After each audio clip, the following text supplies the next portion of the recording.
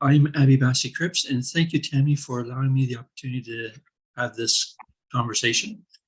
I'm going to start off with a little intro video, and it should give a good overview, and then I'm going to talk about some extra detail tips to proceed with internet security of your own. So I'm going to go ahead and share this now, and I'll be right with you. Is your computer secure? Is your personal information at risk? Global internet traffic is at an all-time high due to COVID, with mobile accounting for over half it. Is your financial data under attack? People are on YouTube and Facebook and all over social media. Hackers are everywhere. Can you protect yourself? Tech-Assist can help. I think I've been hacked. Help. Keep your personal data safe. Oh no, my computer isn't working. Abby and Dar are your answer. Is your computer...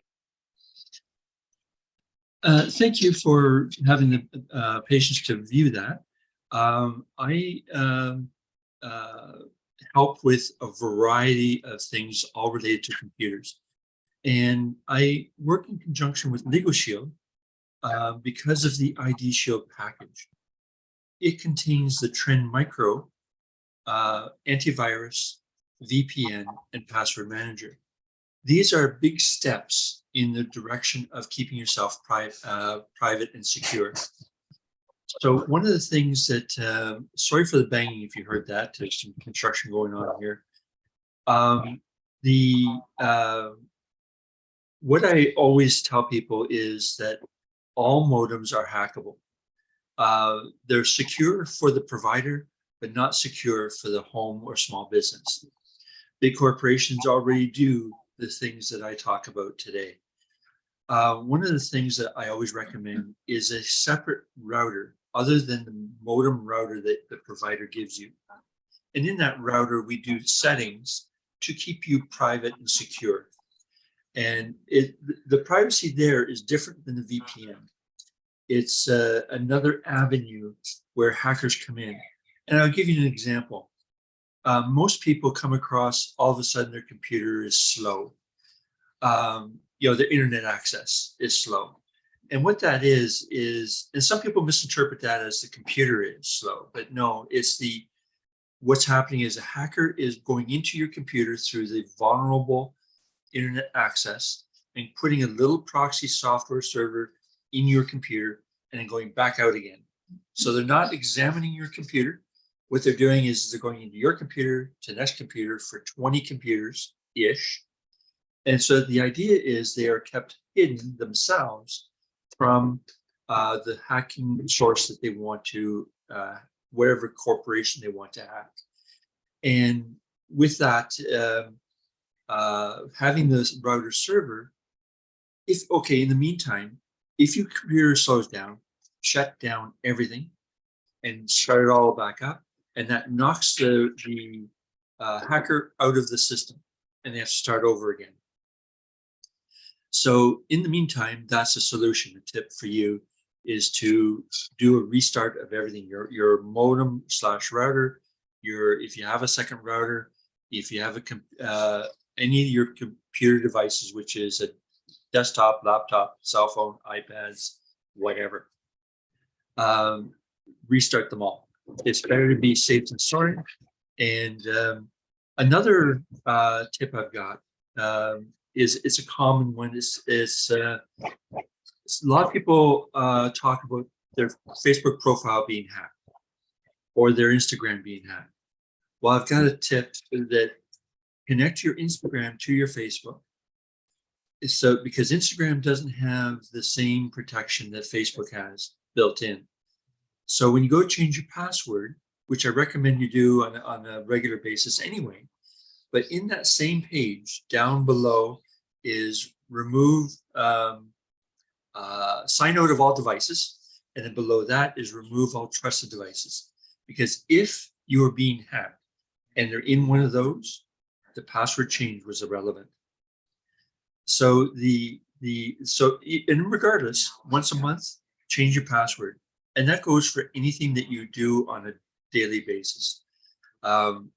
There's other things that I do that are also advantageous to security. They are a combination of software things I do and software things that I can embed into your computer to reduce the chance of even getting a proxy server. There's another tip I've got is I use 5 different add-ons to the browser. And these add-ons are basically they're ad blockers, but they do other things as well to protect you. And another thought about this is out of the 5 I trust, if one of them fails, like if they're doing an upgrade on their server or whatever, at least you've got the protection of the other 4. So the idea is that they not only stop ads, but they stop other bad software from coming into your computer to trick you into bypassing the antivirus program. And that leads to the next tip. There are a lot of viruses that are connected to something that you click on. And when you click on something, typically an ad, but it can be other things as well, so, downloads. When you click on it, the antivirus is told that you accept that download, and therefore it has a hard time catching the bad software that you just received. So it's always good to have the protection of the add-ons, and in that, in terms of tips, that is all I've got at the moment for tips. There's a lot of things I can do to. Back to the why I deal with the ID shield. Having in the computer anti-software, for example, there's programs out there that only work if you're connected to the internet. Well, they don't protect you otherwise. So get the Trend Micro antivirus is in the computer software, antivirus software that does not pester you to upgrade. That's a big issue with Norton and McAfee and many others. Then there's the VPN. The VPN is very important to protect you for your privacy. And I think I just heard a beep. I'll wrap up with this tip. The VPN goes to a server somewhere else, and the server has the corporate style software to protect you from outgoing and incoming, because there's all kinds of different things that could happen. So the idea is you go through the server, go to your destination on the internet, comes back through the same server to stop anything coming through, and keeps you not only secure, but also private. So no hacker sees your IP address. And the IP address is your home address for your router, not your home address for physically where you are, just the home address of your internet package. So I'm now open for any questions. If anybody wants more clarity on something I talked about or have something else they want to bring up, I am open for the questions. Yeah, well, first of all, yeah, thanks so much, Abby, right? There's a lot of technical stuff in there. So I think a lot of people is probably just going like this, it's really, yeah. So let me see if I can, try to clarify that sort of thing. So like a router. So you get the router at like a Best Buy or something like that? Yeah, you would get a router, not a $30 router because you can't put the security in it. You get a router, let's say an AC 2000. It costs roughly $100, and the software from somebody like me can go in and alter the software to give you the protection for your home or small office. So now when there's hackers out there, like, what's the chance that they're going to want to hack into like a solopreneur's computer? Let's say someone who works from home with their computer, right? Like, would they be looking for that, or? No, typically the biggest issue is the proxy server, where they come into your computer, go back out, and they do it 20 times to 20 other people. That's the worst, the most likely thing to happen. The worst case scenario is somebody that's a new hacker is quite curious about every computer they attack. And you get the risk of them going in and moving files from one place to another, or including deleting emails because they're in your system. A lot of different, that's another tip. Webmail. Use webmail because the antivirus program at their end is already active. So if you accidentally click on something that's in your email, you have a protection from your own antivirus and theirs. If you use an email program like Outlook, Windows Live, Thunderbird, etc., you're bringing emails into your computer and making yourself more at risk of issues.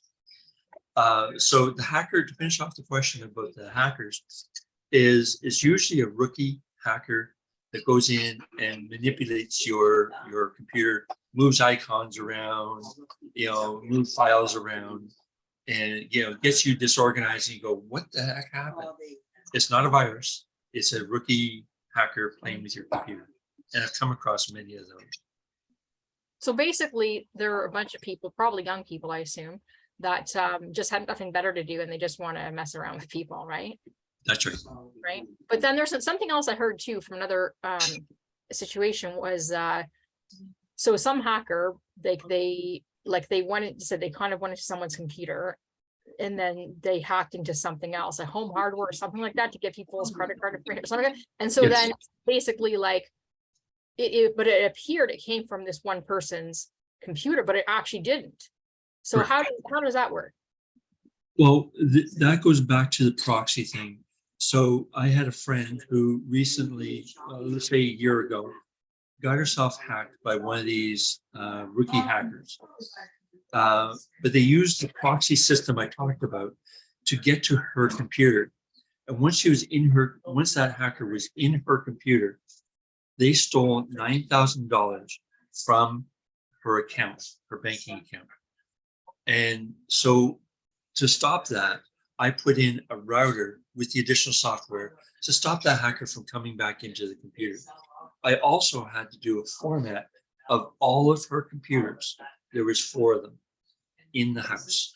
So I formatted them, but first I saved their files, created the format, put their files back on, put their programs back on, and away they went with security on hand.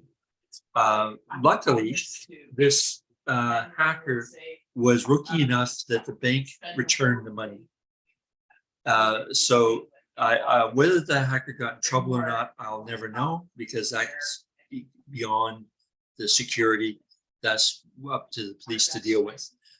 But the bank gave their money back, and they were able to proceed forward with my help to be more secure, so they don't get that problem again.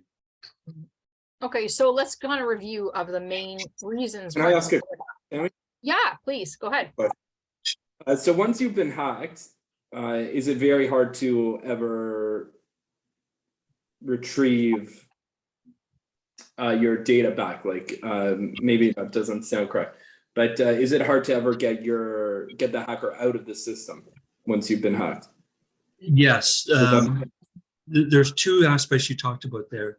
One is do what I had just talked about, doing a format, not a software format, but you putting a USB in that has Windows or whatever your operating system is from a USB stick, and formatting that way. That way they are out of the computer. The other thing you talked about is getting your files back. There's typically that's referred to as ransomware. And with ransomware, it's very minimal chance of a home user getting ransomware. But what I always talk about for being preventative is to copy all your files, not a backup program, but copy paste all your files from your computer or computers into an external hard drive and properly uninstall it. Now, the reason I'm saying this is because I've recently come across a bunch of people come to me saying they've lost their files on it. Well, I have a way of saving those files, but there was a way of being preventative not to lose those files. And that is on any external hard drive, the chance of being able to do a software reject is minimal to not available. So what I always tell people is shut down your computer, not your entire system, just your computer. When it's quiet and dark, unplug the external hard drive, then turn your computer back on. Because inside the external hard drive is a little board, little green board with circuitry on it. And every time you unplug it from the computer while the power's on, it's getting a little electrical surge. When it gets too many, if that board fails, but the files are still there, what it means is I have to take that device apart, put that hard drive in another computer, and save the files onto another fresh external hard drive. So I've answered both of your things, but also gave an additional tip that is unrelated to security, but it does in the fact that put your stuff, all your stuff onto an external hard drive for security. And that's a way to protect yourself through an external hard drive. Yes. Yes. And now, a lot of times, if you have a more of a mobile device, you can actually connect an external hard drive. There's, I think, something relatively new for that, Yes. like iPad. Yes. With an iPad that has a cellular component, any cell phone, they all have their vulnerability, but the cell phone providers have already incorporated into their system the majority of efforts to keep you secure, other than the internet access. So one of the things that a security tip, since you're bringing up the cell phone topic, is have your provider in Canada and probably the world put your cell phone on port protection. And this stops the hacker from taking your account and putting in their own burnable phone. What I mean by that, this is disposable. There's no record of who owns that phone, and puts your account in it and scams you from that process. So if you do port protection, you eliminate that avenue of security hassle. As for the internet, your home internet, if you have the router, gives you that additional protection at home or small office. Thank you. Yeah. Thank you. And webmail, that's just a plugin, I'm guessing, right? Okay, webmail is, for example, gmail.com, hotmail.com, yahoo.com, and so on. So you go to your browser, log into your email account, and that also goes the same for your domain name emails. So for example, I have Tech-Assist.ca. So I type in my browser, Tech-Assist.ca/webmail, and it goes into my account with the domain name. So you've got to basically, therefore, all methods of email are retrievable from your browser, and that is webmail. No plugin required. Thank you.